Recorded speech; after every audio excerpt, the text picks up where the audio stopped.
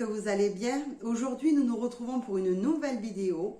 Cette vidéo, ça va être l'introduction sur les 5 blessures de l'enfance ou les 5 blessures de l'âme. Donc, je vais toutes vous les exposer rapidement les unes après les autres. Mais tout d'abord, qu'est-ce que c'est que ces blessures de l'enfance ou de l'âme dont on entend parler? Il y a un livre qui a été écrit par Lise Bourbeau à ce sujet. Je vous invite à le lire si jamais le sujet vous intéresse et que vous souhaitez en apprendre beaucoup plus et de façon beaucoup plus concise et précise. Mais je vais essayer de vous retranscrire le maximum d'informations que j'ai. Ces blessures, elles sont au nombre de 5. Très souvent, nous en avons 3 qui sont très actives chez nous. Il y a quelques fois où il y a les 5 qui sont très actives aussi chez nous, mais nous avons surtout une blessure principale qui régit toute notre vie. Alors, ces blessures, comment elles viennent? Ces blessures, elles arrivent quand nous sommes enfants et que nous vivons un événement, une situation avec nos parents.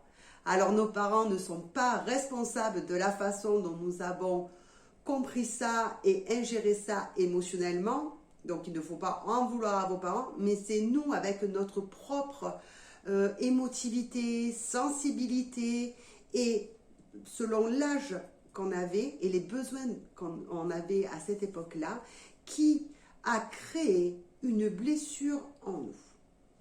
Donc, quelles sont ces blessures et quels sont les comportements plus ou moins que j'approfondirai dans les autres vidéos. Nous avons en tout, comme je vous disais, 5 blessures. Et la première blessure, et les 2 premières grosses blessures principales et qui sont les plus compliquées à faire partir, on va dire, à se décharger. Donc la première, c'est la blessure de rejet. Cette blessure apparaît entre l'âge de la conception et de 1 an.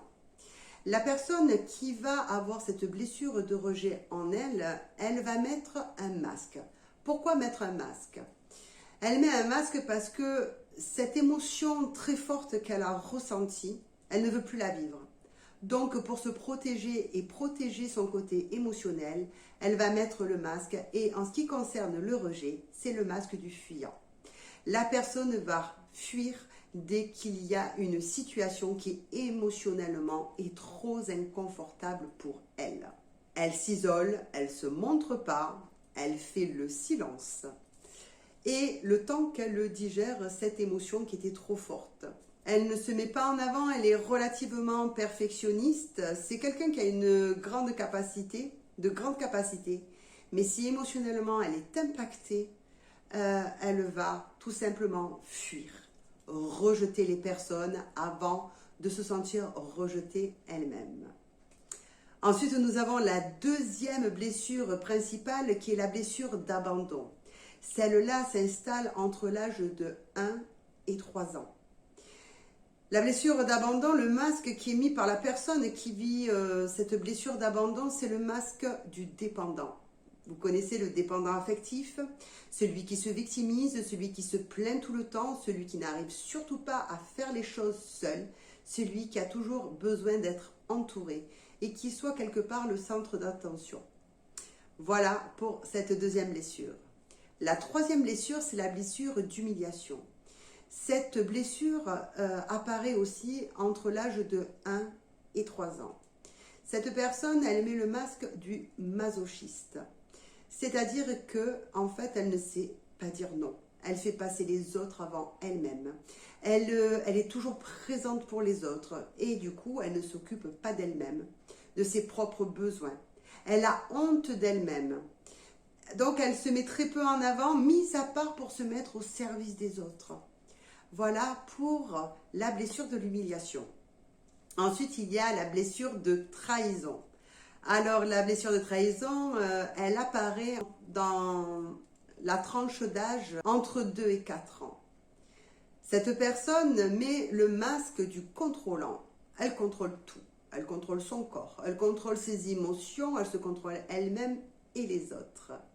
C'est une personne qui est très impatiente, qui ne fait pas confiance, elle ne délègue pas. Elle peut être manipulatrice en mentant. Alors, pour elle, c'est pas des gros mensonges, hein, mais c'est des petits mensonges pour arriver à ses fins. Alors, surtout quand il s'agit d'un côté émotionnel, elle peut manipuler l'autre pour éviter, elle, de donner sa confiance ou de se sentir trahie. Et enfin, nous avons la dernière blessure qui est la blessure d'injustice. Et cette personne qui va avoir cette blessure d'injustice va mettre le masque du rigide. C'est une personne raide, c'est une personne froide, c'est une personne qui se croit hyper sympa et hyper ouverte. Elle se croit super sociable, souriante, mais en fait, au fond d'elle, de la façon dont elle parle, elle peut être très sèche, elle peut être très rigide dans ses opinions, dans ses façons de faire, dans la façon de se tenir. Elle est très colérique, elle est très perfectionniste. C'est une personne qui est très perfectionniste. Il faut toujours que tout soit nickel. Elle peine à demander de l'aide. Donc voilà pour les 5 blessures. Chacune d'entre elles entraîne des comportements que nous allons adopter depuis l'enfance jusqu'à l'âge adulte, dans notre quotidien, dans notre relation familiale, professionnelle, sociale, amoureuse. Et c'est qui peut créer beaucoup de blocages. De ce fait, le fait de prendre conscience des quelles blessures nous avons en nous peut nous permettre de libérer beaucoup de choses et de nous simplifier largement notre vie. Alors, même si nous travaillons sur les blessures, elles ne seront jamais à zéro ou ni un événement nous rappelant le rejet, l'abandon, la trahison, l'injustice, l'humiliation va nous laisser de marbre, ou ce n'est pas que nous n'allons plus jamais vivre ces situations, nous allons les vivre, mais nous ne serons pas autant impactés émotionnellement. Donc nous arriverons à avoir un comportement beaucoup plus adapté et mieux pour nous. Ces 5 blessures, si vous lisez le livre de Lise Bourbeau, dedans il y a des caractéristiques physiques, mais il y a les comportements et il y a aussi des méthodes de guérison, de vous en libérer complètement, de façon à ce, comme je vous l'ai dit, à ce que quand vous les vivez plus avec cette intensité émotionnelle qui vous fait avoir des comportements nocifs et toxiques pour vous-même et du coup pour les autres, mais beaucoup plus adaptés, peut-être en ouvrant la communication, en disant les choses plus authentiquement.